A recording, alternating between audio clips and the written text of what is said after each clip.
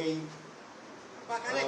দেশনেত্রী জানাজা, দাফন, মন্ত্রসূচির সমস্ত কাজগুলো সুষ্ঠুভাবে সম্পন্ন করার জন্য কোঅর্ডিনেট করার জন্য তারা আমাকে আমন্ত্রণ জানিয়েছিলেন ক্যাবিনেট থেকে।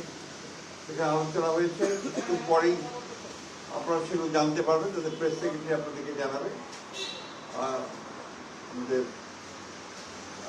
প্রধান উপদেষ্টা তিনি বোধহয় একটা জাতির উদ্দেশ্যে ভাষণও দেবেন।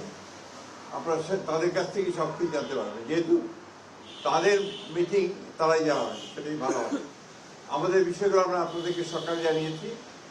আর আমাদের 12:30টার সময় আমাদের স্ট্যান্ডিং কমিটির একটা মিটিং আছে বিএনপির।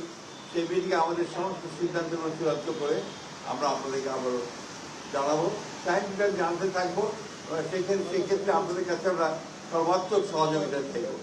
আপনারা সবাই দেশনেত্রী বেগম খালেদা জিয়ার জন্য দোয়া করবেন। আসসালামু আলাইকুম।